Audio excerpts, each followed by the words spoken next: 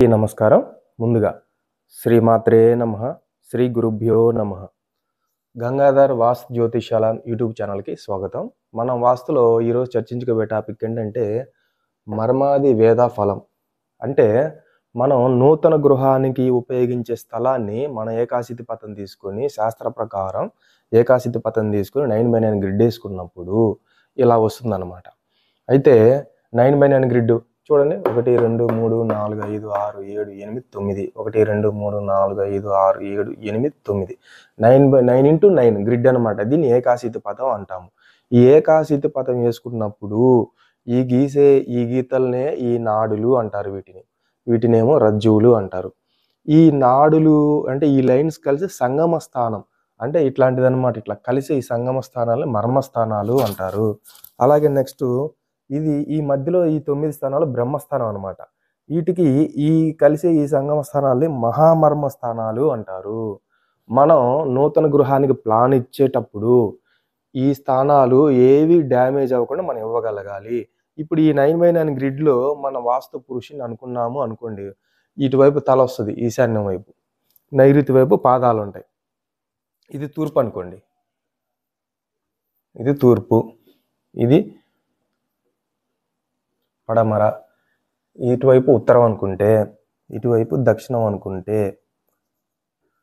ఇది ఈశాన్యం కదా. ఈశాన్యం వైపు తాళబెట్టి నైరుతి వైపు పాదాలు ఉంటాయి.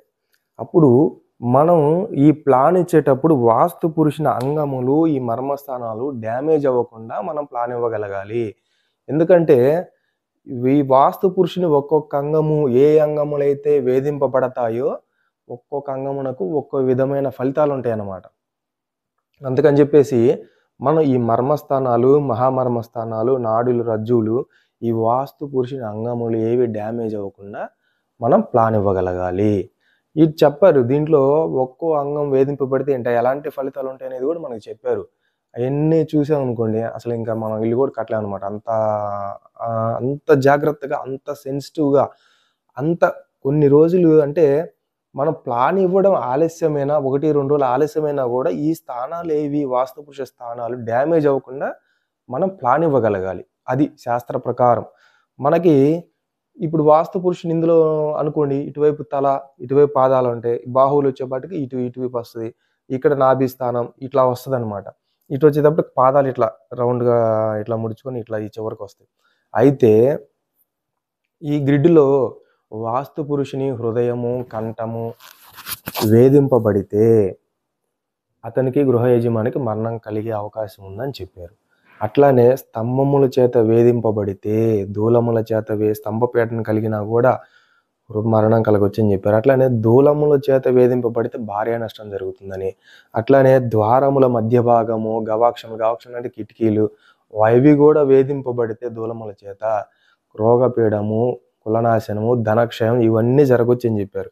అంటే ఎలాగంటే ఇప్పుడు ఇంటికి ఇక్కడ చూస్తారు, ఇది ద్వారం అనుకోండి, ఇది ద్వారం. ఈ ద్వారం పైన ఇట్లా భీములు ఇట్లాంటివి రాకూడదు అనమాట. అట్లా సెంటర్గా భీములు అవన్నీ రాకూడదు. అట్లాంటివి కూడా వస్తే ఈ విధమైన ఫలితాలు ఉంటాయని చెప్పారనమాట. అందుకని చెప్పేసి మనం చాలా జాగ్రత్తగా గమనించుకోవాలి. గమనించుకొని మనం ఫస్ట్ నుంచి చెప్పుకుంటానే వస్తున్నాం. జీవితంలో మనం ఇల్లు ఒక్కసారే కట్టగలుగుతాం.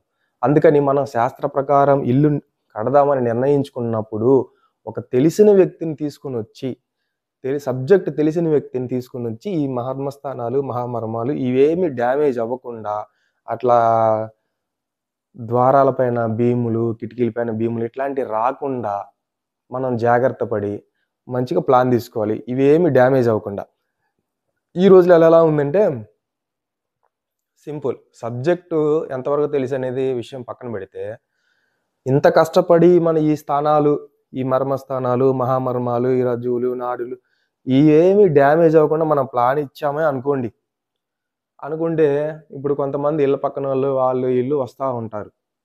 పోనీ ఇంటి ఓనర్స్ వింటారు చెప్తే, బాబు శాస్త్రంలో ఇలా ఉంది, ఇట్లా కట్టుకోవాలి మనం, ఇట్లా మర్మస్థానాలు మహామర్మాలు నాడులు రజ్జువులు ఇవేమి డ్యామేజ్ అవ్వకూడదు, వాస్తు పురుషాంగంలో డ్యామేజ్ అవ్వకుండా మనం జాగ్రత్తగా ఇల్లు కట్టుకోవాలంటే వాళ్ళు వింటారు. ఇంటి ప్లాన్ తీసుకుంటారు. ఈ పక్కన వాళ్ళు అటు ఇటు ఉన్నోళ్ళు బంధువులు వస్తారు కదా, వాళ్ళు వచ్చి ఏం చెప్తారు, ఇతను ప్లాన్ ఇచ్చి వెళ్ళిపోయిన తర్వాత అరే ఈ రూము కొంచెం పెద్దగైందే, ఈ రూమ్ కొంచెం తగ్గించుకుంటూ పోయేదే, హాల్ ఇంకొంచెం పెద్దగొచ్చేదే, ఈ గోడ ఇంకొంచెం అటు జరిపితే పోయేదే, అట్లా అంటా ఉంటారు. అరే! మీకు కిచెన్ చిన్నగైపోయిందే, ఇంకొంచెం పెద్దగా పెంచుకుంటే బాగుండేదేనే, అరే! ఈ మా చిల్డ్రన్ బెడ్‌రూమ్ వచ్చేసి చిన్నగా అయిపోయిందే, ఇంకొంచెం పెద్దగా వస్తే పోయేదేనే అని ఇట్లాంటి మాటలన్నీ వస్తాయుంటాయండి. ఇవేం పట్టించుకోవద్దు.